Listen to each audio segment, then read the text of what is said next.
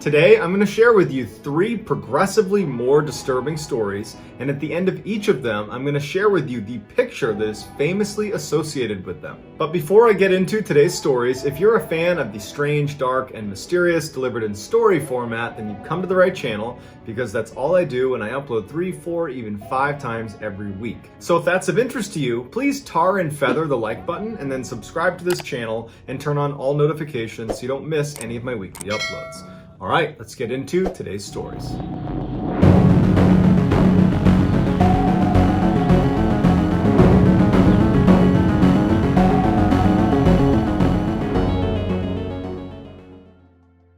In September 2006, 26-year-old Jodi Arias met 29-year-old Travis Alexander at a big business convention in Las Vegas. The two hit it off immediately, with Travis on the same day he met her inviting Jodi to be his guest at his company's formal dinner that night. After the dinner was over, Travis and Jodi stayed up all night chatting with each other, and the next day, Travis was telling his friends at this convention that he had, quote, found his wife. After the convention was over, Travis and Jodi would continue to see each other, even though it was a long-distance relationship. Travis lived in Arizona and Jodi lived in California. But they would meet up and they would travel and take beautiful pictures and post to social media. It just seemed like they were a dream couple that were so happy together. While the couple's social media posts might have made it seem like they were this perfect couple, Travis's friends began to notice some very strange behavior by Jodi early on in their relationship. Jodi just seemed totally obsessed with Travis.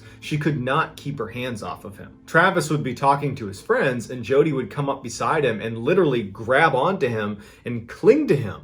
And Travis would try to push her off of him, and she would just come right back and grab onto him. But it wasn't playful and jokey and funny. It was like she literally needed to be holding on to Travis. Jodi would get really upset anytime Travis was interacting with a female. Didn't matter their age or their relationship to Travis. It was like she just could not hack any other females in his life. She would follow Travis anytime he went to the bathroom, and she would put her ear to the door and try to eavesdrop in case there was somebody else in the bathroom that Travis could have been talking to. She began showing up to Travis's house totally unannounced at all hours. And one time when the house was locked and Travis wasn't even home, she snuck into the house through the doggy door. Initially, Travis's friends just thought it was weird behavior, but over time, they started to feel like Jodi might actually be dangerous. And so they sat him down one day and they kind of had like an intervention. And they said, hey, Travis, there is something off about Jodi. Her behavior is just totally weird, and it seems like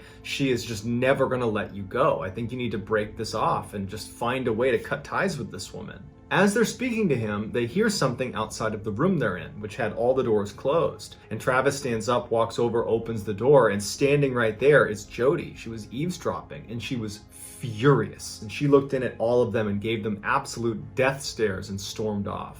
Shortly after this intervention, Travis takes his friend's advice and he does break it off with Jodi, and he kind of moves on with his life. Now remember, he lives in Arizona and Jodi lives in California, so you'd think it would be pretty easy to break up because you're never going to run into each other. And that's what Travis was kind of banking on, that he could get a fresh start and never see her again. But about 2 weeks after they broke up, Jodi moved to Arizona. Around the same time, Travis starts dating a new woman named Lisa, and almost immediately, Jodi starts stalking Lisa, showing up at her house, tapping on her windows and running away. She started slashing Travis's tires. I mean, she was a total menace. She was trying to break them up. But a few months after she arrived in Arizona, Jodi ultimately packs up and heads back to California in April of 2008. And Travis, Lisa, his girlfriend, and all of Travis's friends are so relieved. They felt like now the breakup is final. 2 months after Jodi leaves Arizona and goes back to California, Travis misses a really big business meeting. And at first, his friends are calling him and kind of giving him a hard time about missing this meeting, but he wasn't responding. And after a couple of days, his friends decided they needed to go do a welfare check and make sure he really was okay. They go to his house, they open it up, and immediately when they walk in, they see blood on the carpet, and they're calling out for Travis. Travis is nowhere to be found. They walk through the house and they discover in the bathroom Travis's body. He was dead and laying in the tub. They call the police, who come over and immediately suspect Jodi Arias, who denies that she was ever there, that she had left, she was in Arizona, that she had nothing to do with this. But during the investigation, they find a camera inside of the washing machine inside of Travis's house. They were able to dry it off and extract the last few pictures that were taken on the camera. The first few pictures are of Jodi herself. She's clearly inside of Travis's house. And then at some point she goes into the bathroom where Travis was. He's taking a shower. She takes this picture, and then immediately following this picture, she proceeds to stab Travis to death. In May of 2013, Jodi Arias was found guilty of first-degree murder and was sentenced to life in jail without parole.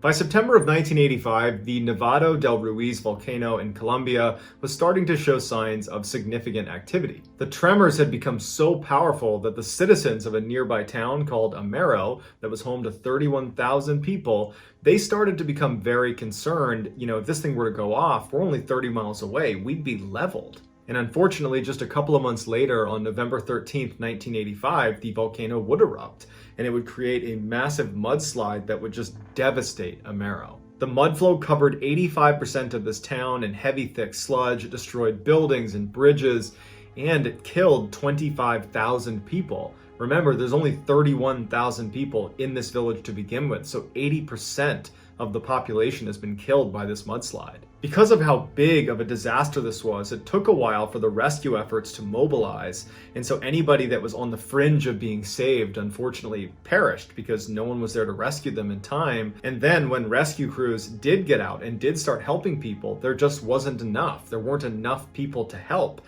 And so hundreds of people that could have been saved were just trapped and no one could get to them in time. Photojournalist Frank Fournier arrived in Colombia 2 days after this eruption with the intent to photograph the ground rescue that was going on inside of Omayra. When he actually arrived in Omayra, he was really shocked to see just how completely destroyed this town was and how totally ineffective the rescue efforts were. It was just totally chaotic.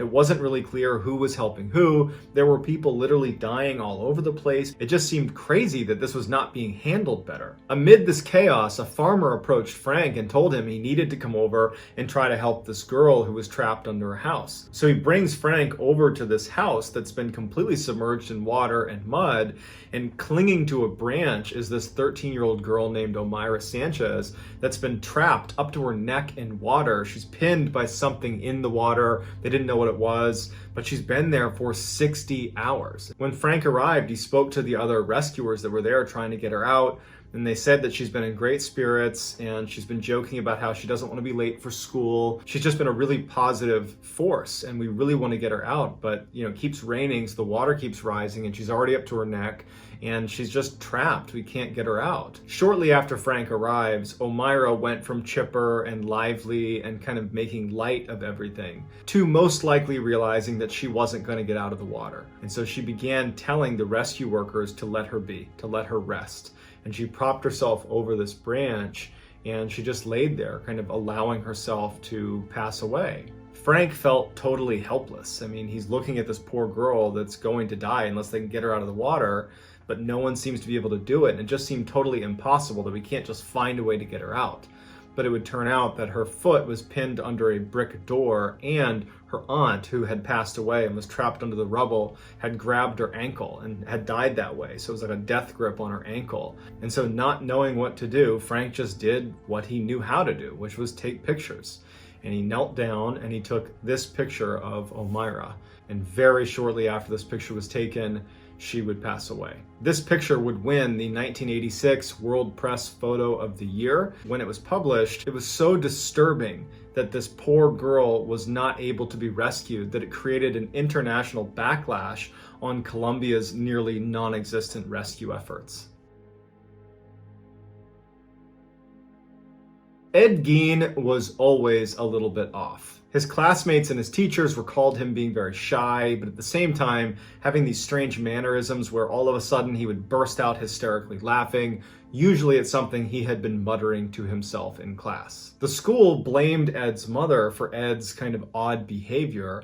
because Ed would admit that his mother punished him if he showed signs of having friends. So Ed's childhood was incredibly lonely and isolated. Ed's mother would confine he, along with his brother Henry, to their farm. He was basically never allowed to leave with the exception of school, and when he was at the farm, his mother would regularly read from the Bible and would tell Ed and his brother Henry that basically everybody else in the world is evil. We are the only pure ones, everyone is evil, and you should stay away from them. In 1944, when Ed was 38 years old, he and his brother Henry were burning away some marsh vegetation on their property. And at some point, the fire got out of control, and the fire department had to be called in, and after they put out the fire, Ed was okay, but they couldn't find Henry. He was just gone. That night, Henry's body was found face down in the marsh in that same area where the burn was going on. He had died of asphyxiation. At first, the fire was blamed, but then authorities discovered that Henry had actually died before the fire started. And so all eyes turned to Ed, who was the only one with him at the time, but there was no hard evidence connecting Ed to Henry, and Ed said, "I didn't do it." So Henry's death remained labeled an accident, even though basically everyone believed that Ed must have been the guy that strangled his brother to death before the fire was set. Shortly after his brother's death, Ed's mother also died, leaving Ed alone in this farmhouse. Ed began to make some modifications to the farmhouse, not to improve it or to make it bigger and better, but rather to board off all of the rooms in the house that his mother ever used. He basically made them time capsules. He didn't touch them, he just sealed them off. And so he confined himself to a single room in this farmhouse that he did not take care of. And so filth is just piling up everywhere. And so he just kind of lived in squalor in this one weird room. While living in seclusion, Ed became obsessed with cannibalism. He basically spent all his time reading about cannibalism inside of this tiny room in his boarded up farmhouse. And that's how he lived his life for the next 10 years. No one really ever saw him. Then in November of 1957, a local hardware store owner, her name was Bernice Worden, goes missing. When police show up at the store to have a look around, they find bloodstains all over the place, and they discover in the register that the last person to make a purchase inside of the store was Ed Gein. So they go to Ed Gein's house to interview him and see if he knows anything about Bernice Worden, and so they're bracing themselves for probably finding her body at Ed's house. But they were not prepared for what they actually found at his house. What they find would end up inspiring movies like Silence of the Lambs, Psycho, and Texas Chainsaw Massacre. Basically, inside of Ed's house was a whole bunch of human remains, but not in the way that you would imagine. Ed was taking human body parts and making things like kitchen utensils and bowls, and he was using skin to create seats and lampshades and bedposts. I mean, his whole house was like built of human bones and flesh. Bernice Worden's body was found as well, and she was kind of hung up as if she was next up to be made into some sort of kitchen utensil or chair or table. When questioned, Ed confessed to killing Bernice Worden, but as for the dozens of other bodies that were inside of the house, he claims they were from robbing graves, but no one really knew if that was true or not, and they weren't able to ever actually convict him for anything beyond the killing of Bernice Worden. As for his motive, he told investigators that what he really wanted to do, what he intended to do, was build what he called a woman suit that would resemble his mother, and it would allow him to, quote, crawl into his mother's skin.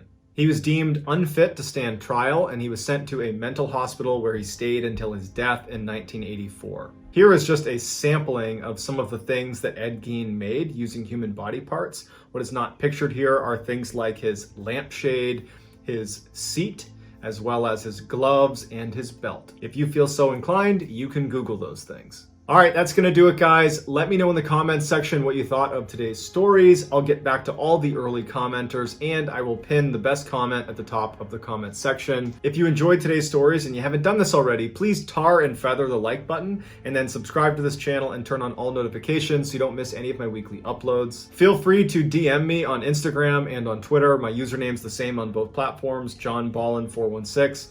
I also have a ton of content over on TikTok. My username there is MrBallen. If you have a story suggestion, please submit it to our subreddit. It's just called MrBallen. It's linked in the description below. If I use your story on purpose, I will credit you. So whether I see you on Instagram, Twitter, TikTok, Reddit, YouTube, some combination, just know that I'm really appreciative of your support. And until next time, guys, that's going to do it. See ya.